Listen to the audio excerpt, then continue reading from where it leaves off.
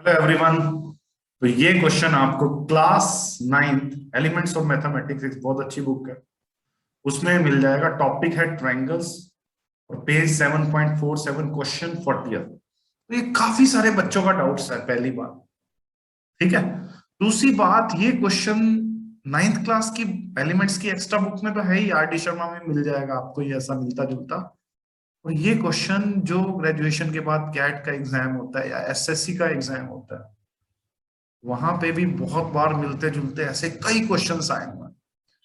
ठीक है, तो वो भी मैं आपसे शेयर कर दूंगा, ऐसे मिलते जुलते। तो काफी अच्छा क्वेश्चन है, तो हम इसको करते हैं, अच्छे से समझते हैं। तो करने के बहुत सारे वे हैं। मैंने इसको जब क्लास में करवाया तो मैंने 2 बार exterior angle of a triangle is equal to sum of interior opposite angle वाली प्रॉपर्टी लगा के करवा दिया। मैं वीडियो में आपको कॉन्ग्रुएंसी के थ्रू करवा रहा हूँ, एक बार कॉन्ग्रुएंसी लगाऊंगा और एक बार एक्सटीरियर एंगल वाली प्रॉपर्टी लगा। तो स्टेटमेंट को हमने ध्यान से पढ़ना है। आइए क्या कह रहे हैं। In the given figure ABC is a triangle, ठीक है जी, है। Which angle B is equal to twice of angle C. B जो है ना, ये एंगल नजर आ रहा है, ये सी का ट्वाइस है, ठीक है। और डी इस तरह से बीसी के ऊपर पॉइंट है कि एडी बीएसी को बाइसेक्ट कर रहा है। तो एडी बाइसेक्टर एंगल बीएसी का।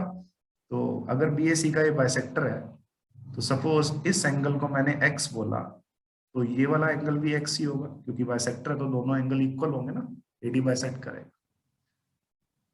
बीई भी बाइसेक्टर दे रखा है, किसका? एंगल बी का। तो सपोज ये एंगल वाई है अगर, तो नीचे वाला एंगल भी क्या होगा बेटा? वाई होगा। अच्छा, एक स्टेटमेंट और दे रखी थी, एंगल बी ना सी का डबल है। एंगल बी खुद क्या है? 2y है, और वो सी का डबल है, तो एंगल सी कितना होगा फिर? वाई हो जाएगा। यहां तक कोई इश्यू हो तो बता दीजिए।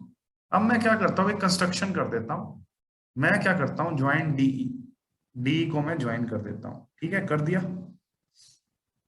तो कंस्ट्रक्शन क्या करिए आपने? Join DE. यहां तक किसी बच्चे को कोई भी डाउट हो तो बता दीजिए। अब हमें A B is equal to C D भी दिया हुआ है, ये भी हमने ध्यान रखना है। A B equals to C D हमें दिया हुआ है।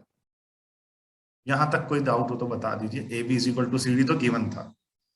अब एक ध्यान से देखिए, ट्रायंगल ईबीसी नजर आ रही है आपको? ट्रायंगल ईबीसी, क्या ट्रायंगल ईबीसी में ये दो एंगल वाई और वाई नजर आ रहे हैं? वाई और वाई।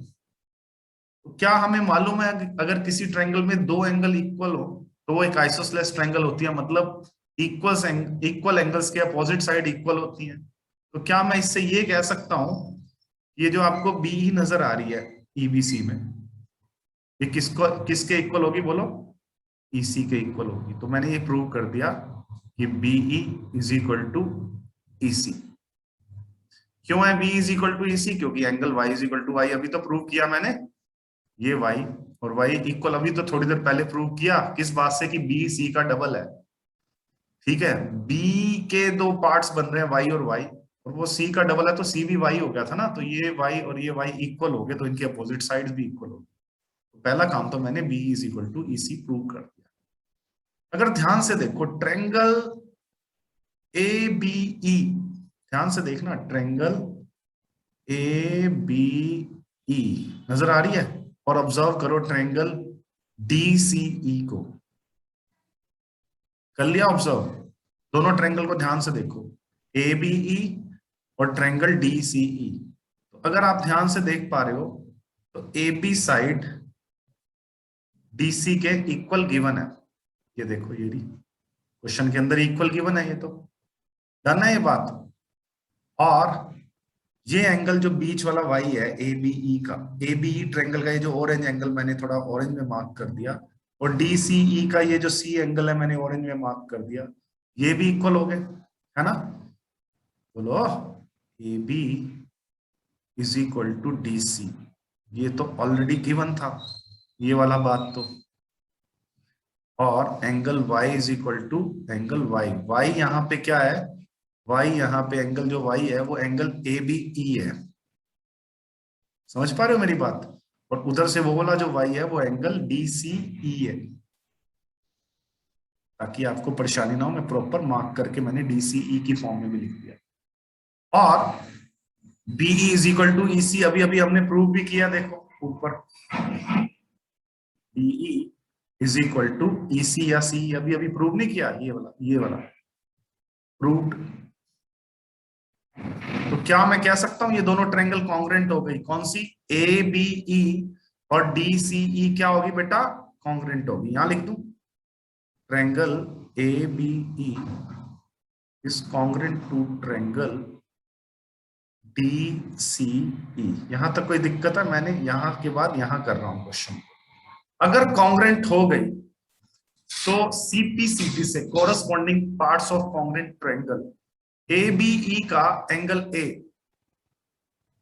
ए बी का एंगल ए और डी सी का एंगल डी इक्वल होंगे। ए बी का एंगल ए कौन है, ध्यान से देखो, ए बी का एंगल ए ये पूरा कंप्लीट 2x है, ए बी का एंगल ए कंप्लीट 2x है, और डी सी ई का एंगल डी ये है, ये वाला पार्ट ओनली, यही वाला, तो ये भी 2x हो गया सीपीसीटी से।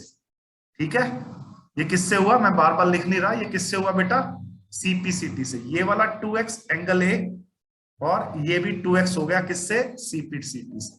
लिखना चाहते हो लिख लो, एंगल बी ए ई जो है वो एंगल ई डी सी के इक्वल होगा, किस लॉजिक से, सीपीसीटी को फुल फॉर्म क्या होती है, corresponding parts of congruent triangle.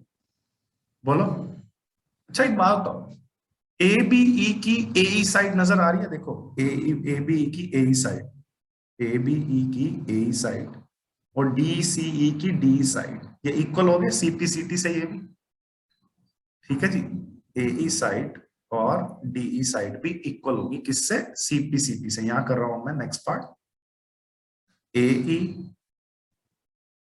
Is equal to D E, किस लिए बेटा, C P C T, done.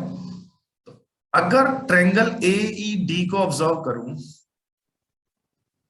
सिर्फ ट्रायंगल ए डी को, इसमें आपने प्रूव कर दिया ए इज इक्वल टू डी, दो साइड इक्वल हो गई।